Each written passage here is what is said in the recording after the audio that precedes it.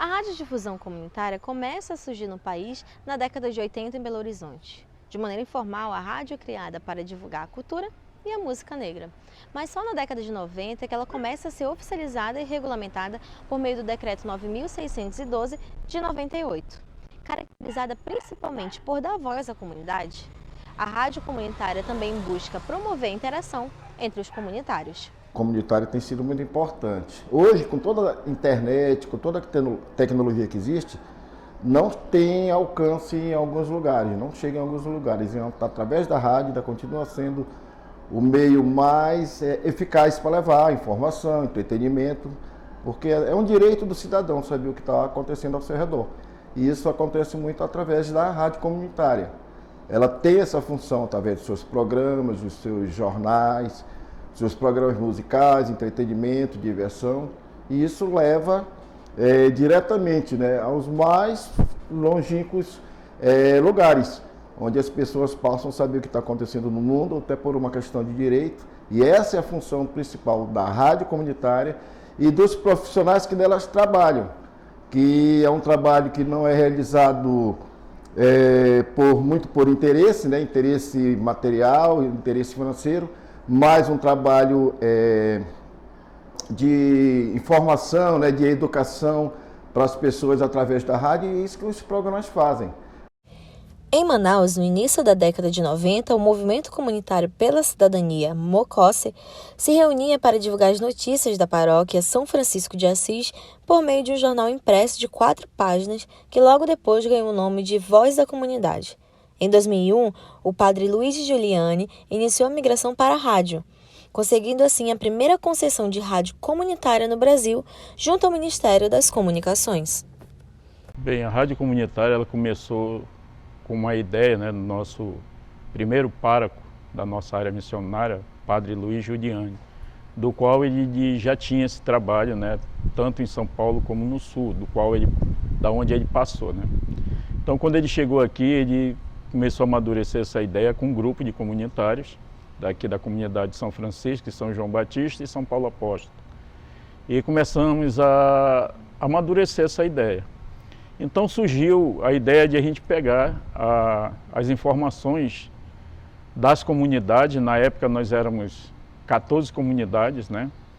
E começamos esse trabalho de divulgação dos trabalhos pastorais da nossa área, do qual fomos amadurecendo e fizemos o nosso primeiro exemplar do panfleto, né, do jornal, né, para que a gente pudesse divulgar dentro da área. Mas ainda não tinha nome. Nós fizemos o primeiro exemplar e fomos publicando, entregando, né, para as comunidades, e depois surgiu um nome específico para dentro da nossa área, do qual o jornalzinho, né, o nosso tabloidezinho de 4 páginas, ele ficou com o nome A Voz das Comunidades. Como o padre Luiz já tinha uma concessão em São Paulo de uma rádio comunitária do qual ele fundou lá, ele trouxe essa ideia aqui para o nosso bairro, né, para a nossa área missionária aqui em São Francisco. E foi aí que nós partiu a ideia de montar essa rádio, através do nosso braço jurídico, que é o MOCOSSE, do qual ele já atendia um projeto, né, de crianças e adolescentes dentro das comunidades da nossa área missionária. Então surgiu essa ideia de usar o braço jurídico do MOCOSSE para que a gente pudesse fundar realmente a rádio comunitária. A rádio começou a expandir para outros públicos e entidades, com o intuito de abraçar não somente a comunidade católica, mas também os demais grupos presentes nos bairros da Zona Norte e Leste, que são alcançados pelo sinal da rádio comunitária.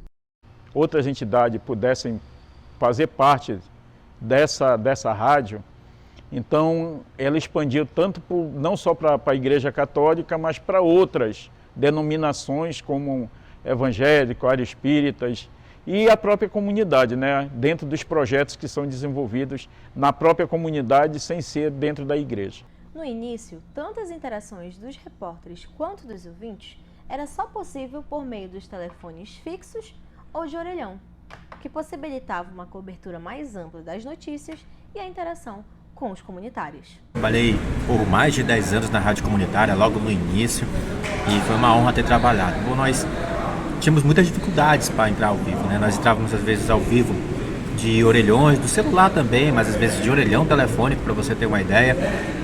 Nós fazíamos dessa forma. A programação é uma programação bem diversa, bem intensa, sempre começando às 6 da manhã e terminando às 18 horas. Esse era o horário de programação da rádio comunitária, né? E tinham vários programas, tinha programa de esporte, programa musical gospel, momento esportivo, tinha um programa de jornalismo, jornal Voz e Vez, tinha o programa Espaço Aberto, que era um programa de variedades, tinha um programa infantil, né, que era a Hora da Alegria, e tinha também um programa à tarde chamado Comunidade Musical, um programa só de músicas. Era muito bacana fazer parte desse projeto da Rádio Comunitária. A partir de então, a grade começou a contar com programações culturais como o Boi, Velha Guarda, ecumênica, jornalística e eventos culturais.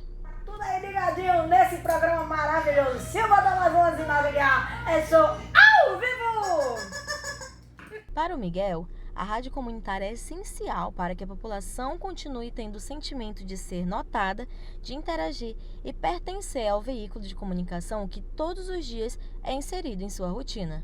Então, sempre vai haver uma rádio comunitária, programas que levam alegria e entretenimento para as pessoas, e isso é fundamental, é muito importante isso. Rádio comunitária tem que ser sempre preservada e criada, né, certas políticas para proteger a rádio comunitária, principalmente de rádios comerciais, né, que tem rádios comerciais que realmente tem só interesse financeiro, né, a questão do dinheiro, e não leva, né, essa interação com o público, com quem ouve a rádio todos os dias, né. E outra coisa que a rádio permite à população é interagir, né, a pessoa ligar para o programa, pedir uma música, fazer em alguns programas uma denúncia, ou solicitar uma ajuda, parabenizar alguém por um aniversário, alguma coisa. Essa interação que existe entre o ouvinte e o programa, o locutor, é muito importante na rádio comunitária, coisa que em muitas rádios aí é só uma programação formal e não existe essa integração. Então a rádio comunitária é fundamental para a população, pelo menos aqui no Brasil, né? Eu acredito que em outros lugares, não sei se existe, mas aqui no Brasil é muito importante essa questão da rádio comunitária.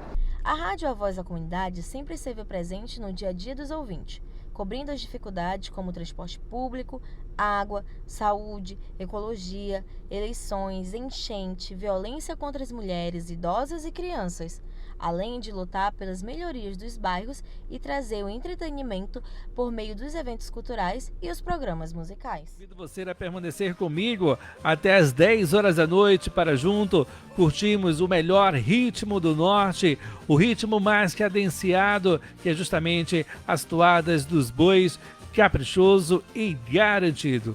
Muito boa noite a você que está aí sintonizado já conosco em 87,9 FM, na Zona Norte e Zona Leste da cidade de Manaus. Muitíssimo obrigado pela sua audiência, muitíssimo obrigado pela sua companhia. Você que já estava na sintonia, já sintonizado em toda a programação da Rádio Comunitária, A Voz das Comunidades.